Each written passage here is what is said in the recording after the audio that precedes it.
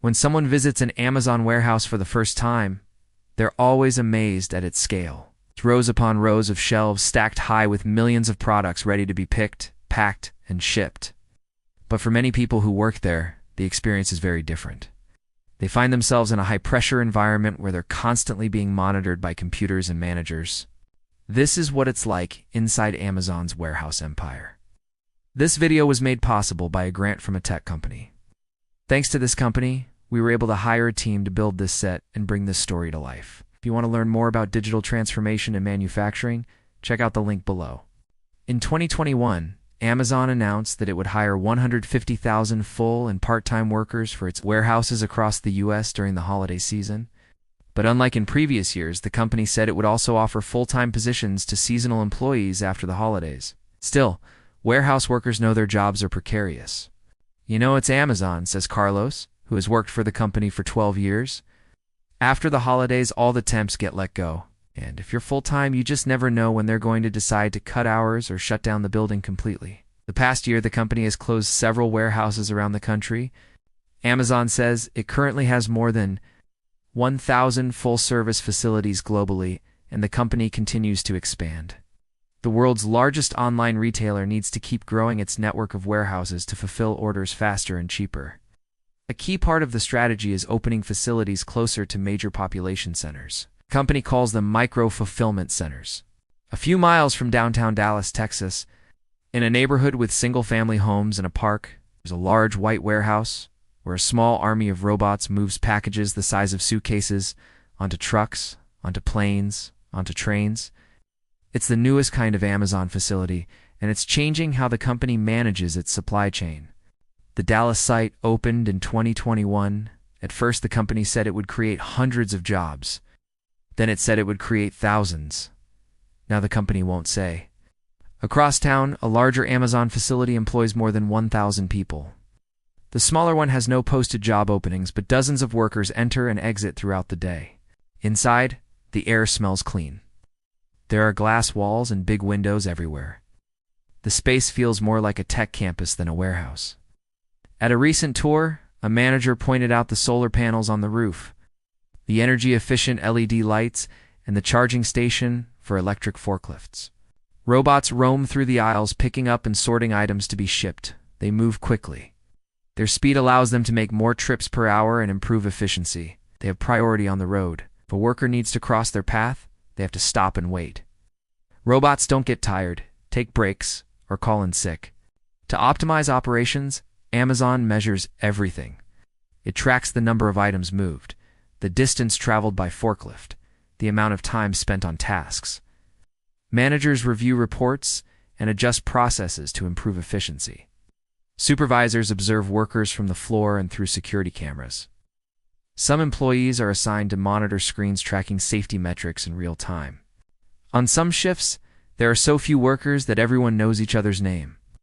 On busier days, there can be more than 100 people in the building. Most workers are paid by the hour. Others are paid based on how much they pick, pack, or sort. Depending on their roles, they can earn $18, $20, or $23 an hour. All are eligible for health insurance and other benefits. Amazon provides safety training and equipment such as ergonomic push carts, gloves, tape, and labels. Still, many workers get hurt on the job. Some suffer repetitive stress injuries. Some fall from ladders. Others are hit by falling objects or moving vehicles. According to a tally by The Guardian, since 2019, at least 36 warehouse workers have died across the U.S.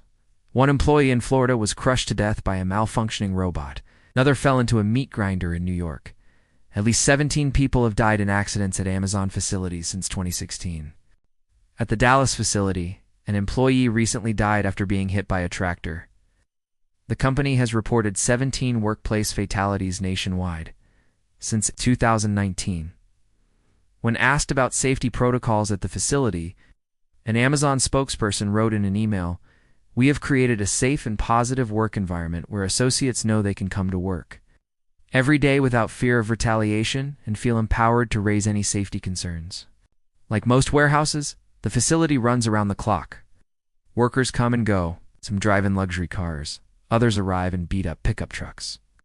The property has rows of parking spaces for cars and vans, but only a handful of spots for RVs and trailers. While the surrounding area has changed a lot over the past decade, the neighborhood hasn't been entirely gentrified. Inside, workers use hand scanners to track their movements. A computer tells them where to go next. They pick up items, scan them, and put them in plastic totes. The totes are loaded onto conveyor belts. As items move through the building, their barcodes are scanned over and over again. Computer checks to see if the product matches the order. If not, it's removed. As the tote approaches the end of the line, a worker removes the contents and places them in a shipping container or a bag. Someone else weighs the package and applies a label. The package is then sent out via UPS or the U.S. Postal Service. If the order is too large for a standard bag or box, it gets sent directly from the tote. Items are typically only scanned twice, but sometimes they're scanned 4 times. Workers can be fired for removing or sticking a barcode on the wrong item. It's not unusual for 2 workers to scan the same product within seconds of each other. Depending on the speed of the line, workers might have as little as 45 seconds to complete each step. To increase productivity, some workers develop strategies to make their movements faster. Some move their feet forward and backward while they work. Others dance to stay in place. Some stomp their feet to keep them in the right spot. Workers describe it as stomping out a rhythm. Some workers say the constant scanning makes it feel like they're working on an assembly line in a factory, even though the space doesn't look like a traditional factory. The open layout is designed to maximize efficiency and speed. Unlike in a typical warehouse where goods are stored in bulk, Amazon keeps its inventory in smaller batches close to the areas where people pack and ship the goods. That way, workers spend less time walking and waiting, and more time packing.